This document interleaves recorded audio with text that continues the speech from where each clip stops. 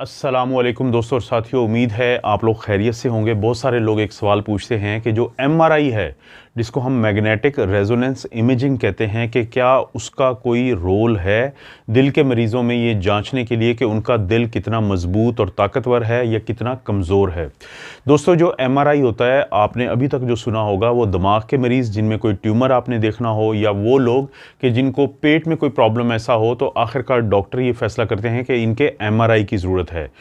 एक बुनियादी फ़र्क आप समझ लें कि जो सीटी स्कैन होता है वो उसकी बुनियाद होती है एक्सरे की टेक्नोलॉजी पे। यानी अगर एक्सरे की शुआओं से किसी भी शख्स को कोई नुकसान हो सकता है तो वही नुकसान हो सकता है सीटी स्कैन यानी कंप्यूटर टोमोग्राफी स्कैन की वजह से।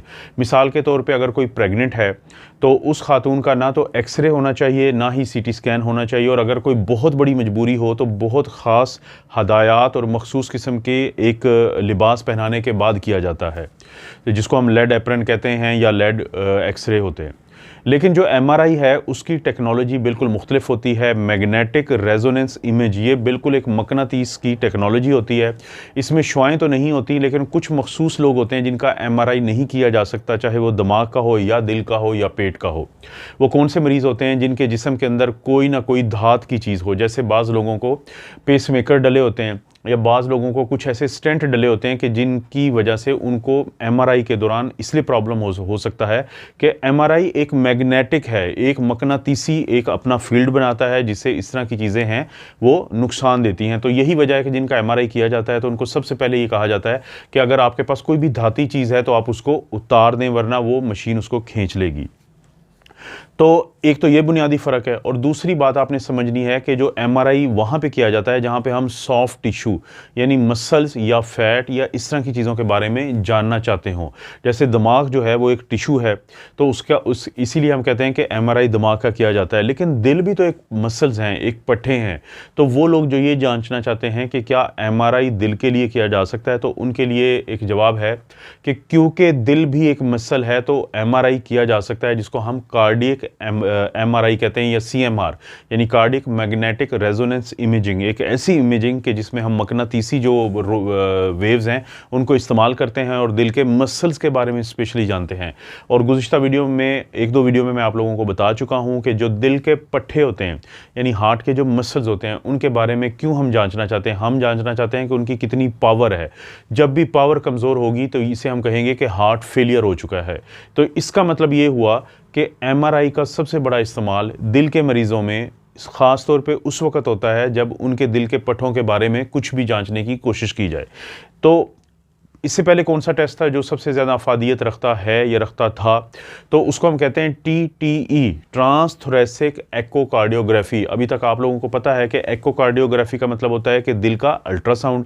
ट्रांस थोरेसिक का मतलब है कि जब डॉक्टर आपका जो सीना है, आपका जो चेस्ट है, आपके जो छाती है, उसके ऊपर एक प्रोब को घुमा के उसको मुख्तलिफ डायरेक्शन से फिर मालूम करने की कोशिश करता है कि आपके दिल के पट्टों की क्या सूरत हाल है, आपके दिल के जो वेल्व हैं उनकी क्या सूरत हाल है, आपके जो दिल के वेल्व के ज़रिए जो खून का बहाव है उसकी क्या सूरत हाल है। तो इसको हम कहते हैं ट्रांसथोरेसिक यानी चेस्ट के ऊपर या उसके ज़रिए से जाना। और जो एकोकार्डियोग्राफी की एक और किस्म होती है जिस पे मैं कभी दोबारा बात करूंगा, उसे कहते हैं टी यानी ट्रांस इसोफेजियल एकोकार्डियोग्राफी। इसोफेगस कहते हैं खुराक के नाली को यानी फूड पाइप को।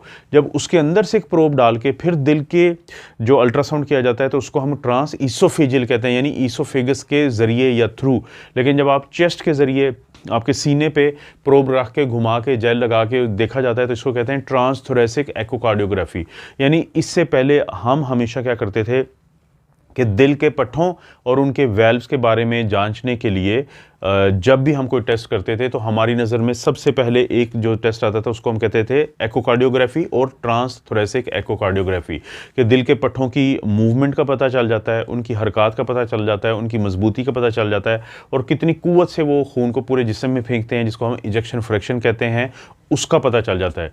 लेकिन जो एमआरआई होता है वो जो इंतहाई छोटी डिटेल्स भी होती हैं उनके बारे में भी हमें बता देता है। खून के बहाव को कहाँ पे रुकावट हो सकती है उसके बारे में भी बता सकता है। है। और जो हमारे जो दिल के चैम्बर होते हैं, मैं पहले भी आप दोस्तों को बता चुका हूँ कि हमारे दिल के 4 चैम्बर हैं, 2 राइट साइड पे हैं, 2 लेफ्ट साइड पे हैं। राइट साइड पे मौजूद और लेफ्ट साइड पे मौजूद 2 में से एक छोटा चैम्बर है जिसको हम एट्रियम कहते हैं, और एक बड़ा चैम्बर होता है जिसको हम वेंट्रिकल कहते हैं। दोनों एट्रियास के दरमियान एक दीवार होती है जिसको हम इंटर एट्रियल सेप्टम कहते हैं, और दोनों जो वेंट्रिकल्स हैं उनके दरमियान एक दीवार होती है जिसको हम इंटर वेंट्रिकुलर सेप्टम कहते हैं। तो और दोनों एट्रिया और दोनों वेंट्रिकल के दरमियान एक दीवार होती है जिसको हम एट्रियो वेंट्रिकुलर सेप्टम कहते हैं। सेप्टम आप समझ लें कि एक झिल्ली होती है जो इनको अलहदा करती है ताकि इनका काम आपस में मिक्स ना हो, ब्लड के मिक्स होने की शक्ल में। तो अगर किसी दिल को बहुत ज़्यादा प्रेशर के खिलाफ काम करना पड़े, जैसे कोई ब्लड प्रेशर का मरीज़ है, कोई ऐसा मरीज़ है जिसका जो वेल्व होता है यानी जिसको हम आयोर्टिक वेल्व कहते हैं, तो उसकी अगर तंगी हो जाए तो उन मरीज़ों में लेफ़्ट वेंट्रिकल बड़ा हो जाएगा, उसका मसल साइज़ बड़ा हो जाएगा, उसकी जो कैविटी है यानी जहाँ पे आके ब्लड रुकता है वो छोटी पड़ जाएगी। तो ये जो डिटेल है सारी, जो ये अगरचे ट्रांसथोरेसिक एकोकार्डियोग्राफी बता सकती है, लेकिन जो एमआरआई होता है जिसको सीएमआर कहते हैं, कार्डियक मैग्नेटिक रेजोनेंस इमेजिंग, वो ज़्यादा डिटेल से बता पाता है। इसी तरह से बहुत सारे लोग जो स्मोकर होते हैं, बहुत सारे लोग जो दमा के मरीज़ होते हैं, बहुत सारे लोग जो सीओपीडी यानी क्रॉनिक ऑब्स्ट्रक्टिव पल्मोनरी डिजीज़ के मरीज़ होते हैं, तो इन मरीज़ों में दिल की जो दाईं साइड का वेंट्रिकल होता है, राइट वेंट्रिकल, उसको बड़ा प्रेशर से काम करना पड़ता है क्योंकि वो फेफड़ों में खून को भेजता है पल्मोनरी आर्टरी के ज़रिए, और फेफड़े जो हैं स्मोकर्स में, अस्थमा के मरीज़ों में और सीओपीडी के मरीज़ों में वो काफ़ी ज़्यादा प्रॉब्लम में होते हैं, प्रेशर में होते हैं, तो वो आर्टरी में काफ़ी ज़्यादा रुकावट पैदा हो जाती है जिसको हम पल्मोनरी हाइपरटेंशन कहते हैं, या खसूसी तौर पे सेकेंडरी पल्मोनरी हाइपरटेंशन। तो जिसकी वजह से जो राइट वेंट्रिकल है उसको प्रेशर ज़ोर से मारना पड़ता है, आखिरकार वो बड़ा हो जाता है, और जो भी इस तरह के वेंट्रिकल का मसल बड़ा होगा तो वो अंदर जो कैविटी होती है जिसमें खून आके रुकता है वो छोटी पड़ जाएगी, जिसकी वजह से वो राइट वेंट्रिकुलर फेलियर में चला जाएगा। इसके बारे में भी जानने के लिए अगर हम किसी की ट्रांसथोरेसिक एकोकार्डियोग्राफी करते हैं तो मज़ीद डिटेल्स के लिए हमें उसका एमआरआई करना चाहिए, क्योंकि एमआरआई में हमारे पास बहुत अच्छे अच्छे ऑप्शंस होते हैं जिसको हम T1 कहते हैं, T2 कहते हैं, LGE कहते हैं कि लेट गैडोलिनियम इन्हेंसमेंट इसे कहा जाता है, और भी मुख्तलिफ़ किस्म की वो टेक्नोलॉजीज़ हैं जिसकी वजह से हम छोटी से छोटी डिटेल का भी हमें पता चल जाता है। हमें वो लोग जिनको दिल के अटैक हुए होते हैं, अगर हम ये जांचना चाहते हैं कि उनके पट्ठे जो हैं वो कौन सा पट्ठा या कौन सा मसल कहाँ पे बिल्कुल वो डेड है या कम मूवमेंट कर रहा है, तो उसके बारे में डिटेल में हमें इसकी एक स्पेक्ट्रल इमेजिंग होती है जिसमें हम छोटी छोटी डिटेल का पता कर सकते हैं।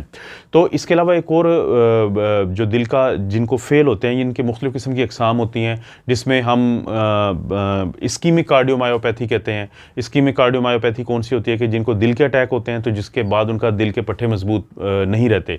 इसी तरह से एक ऑब्स्ट्रक्टिव कार्डियोमायोपैथी होती है। इसी तरह से हाइपरट्रॉफिक कार्डियोमायोपैथी होती है जिसमें दिल के पट्टे इतने बड़े हो जाते हैं कि उनकी कैविटी कम हो जाती है, और जब दिल के पट्टे बहुत ज़्यादा साइज़ में बढ़ जाते हैं तो उनको काम करने की सलाहियत उनकी कमज़ोर पड़ जाती है ख़ास पॉइंट के बाद।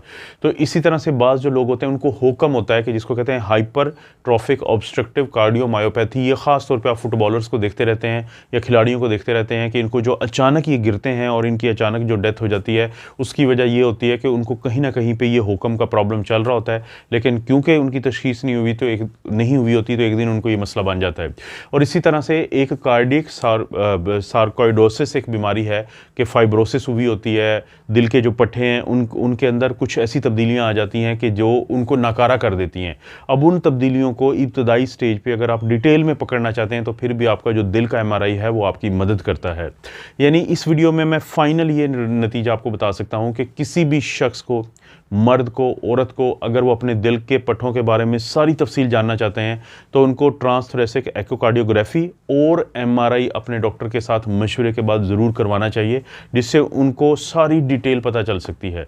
मज़ीद कोई ऐसी वीडियो आपके लिए मैं बनाऊंगा मुस्तकबिल में। आप अपना और अपनी फैमिली का ख्याल रखें। अल्लाह ताला आपको और आपकी फैमिली को हर किस्म की बुराई, बीमारी और आजमाइश से महफूज रखे।